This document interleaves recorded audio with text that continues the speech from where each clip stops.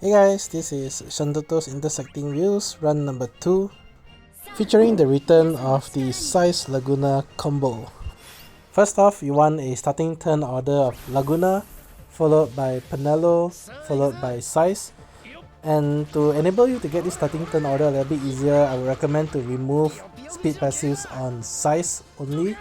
And as always, I will also include in the video description the passives that I removed for the run. Laguna really only does a couple of actions at the start and you will never see him again, sadly. So at the start, I just have him use the Lunafreya LD call. This allows you to go BT plus and LD with Laguna, and after that his job is done and you can swap him out.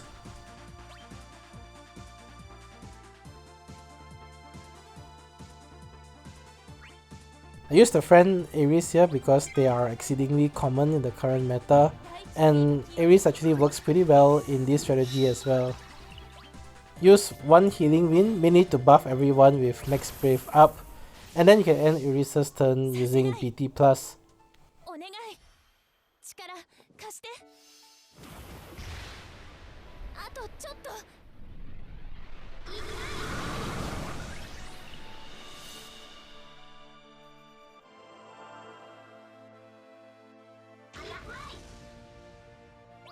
I did make one small mistake on Penelo's turn. I forgot that she had one turn quick prayer. So I would normally recommend to start off with a free LD on Penelo, although it doesn't really make too much of a difference, thankfully. So what you want to do is to sort of spin until you're close to 50%. Here I think it's better to do one more spin with Penelo before going BT mode. Best is to start BT mode at around 50% force gauge. Inside Penelo's BT mode, the key is to try to do S1 and S2 as many times as possible. The only role of BT mode here is to help you charge the force gauge while you keep the enemy's force gauge frozen. This way you can very easily win the force gauge charging race.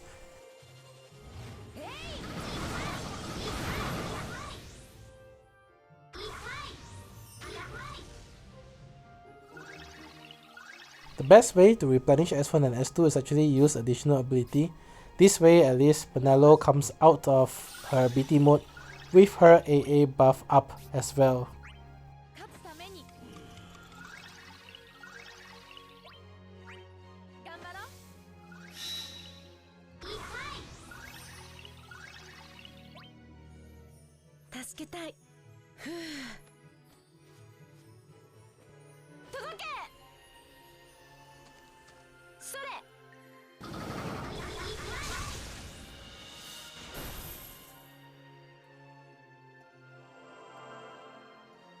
Finally, coming to Sice's turn, you can just use LD twice.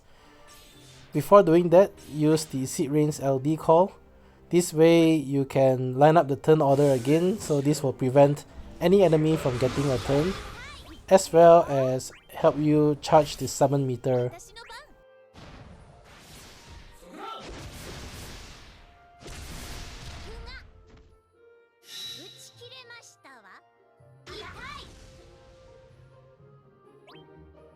Just use 2 LDs with Sice, don't need to really do anything else. I think on hindsight, what I would probably want to do is to use one additional ability in between, just to get the AA aura up, and charge the force gauge a little bit as well.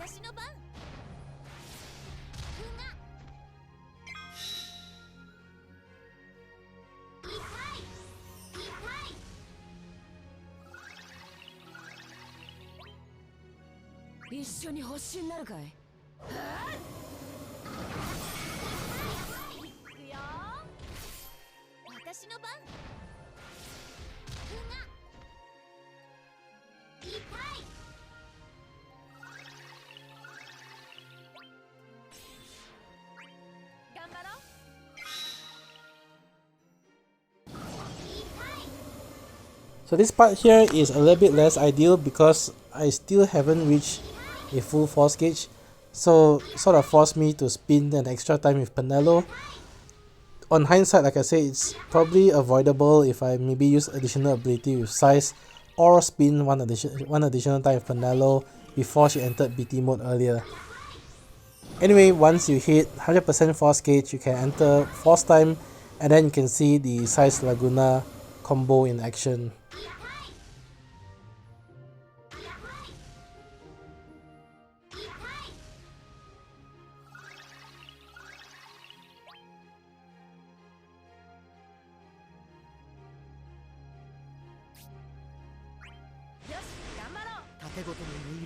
So a brief description about how the combo works, and we'll start off with Sice's Maelstrom Trap.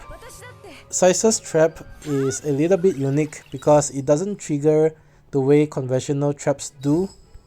Sice's Traps triggers anytime you take an action with anyone in your party.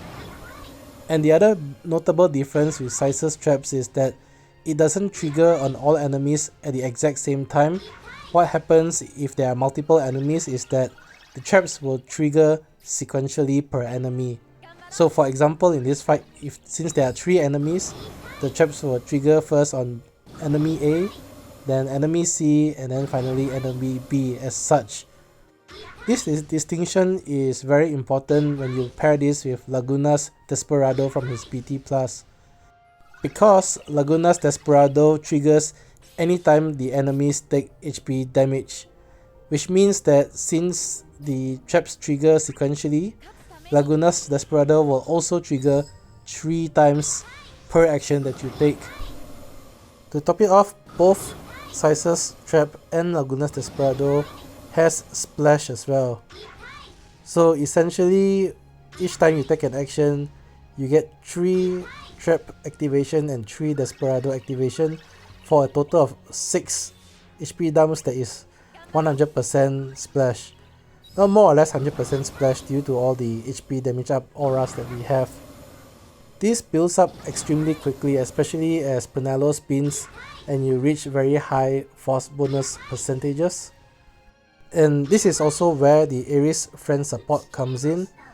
The Ares friend support can enable you to use her FR echoes twice to drastically increase the force gauge bonus while maintaining the force time turns and still triggering the off-turn traps every turn.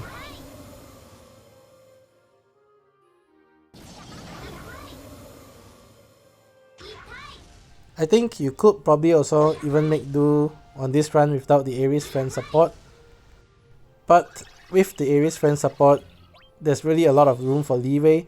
I actually won when there's still like a couple of turns left of force time. So I think with this, you don't even need 5 over 5 ultimate weapons on Sice or Penelo. The run will probably still work.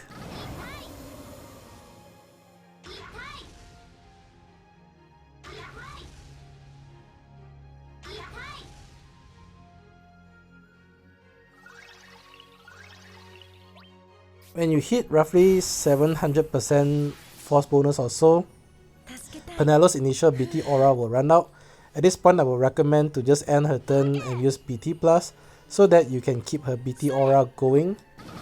This will also allow you to finally have Ares take a turn so that she can spam her echoes to bring you to 999% force gauge bonus. Obviously the boss is about to get a turn and you want to avoid that, and this is where the summon comes in.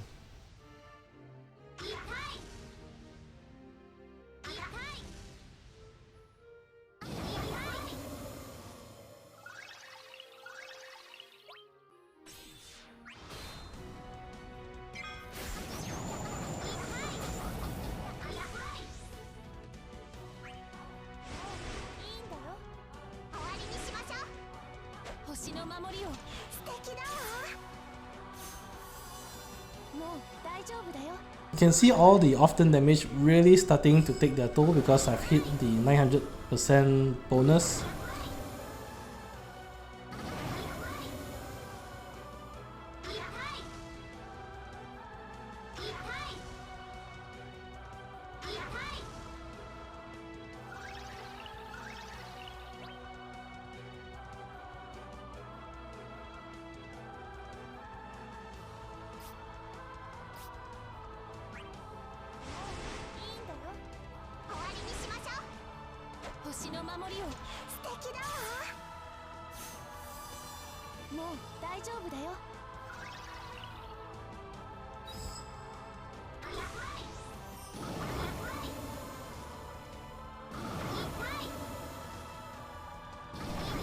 At this point, you can start spamming some AoE attacks. Iris's LD is a very good attack to use.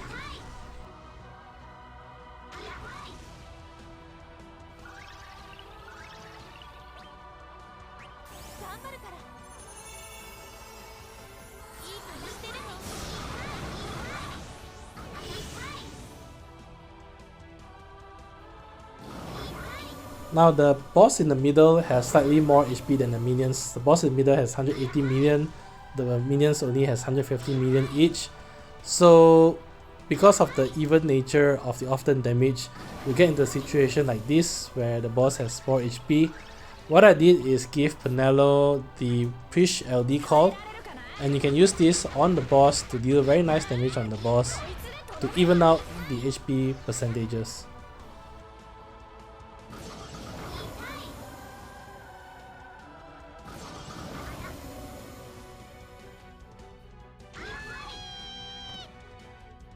Boom, that's it. As always, I hope the video has been helpful, and if you enjoy the content, do leave a like, comment and subscribe. It really helps a lot. Till then, I'll see you guys in the next Shinryu fight. Bye!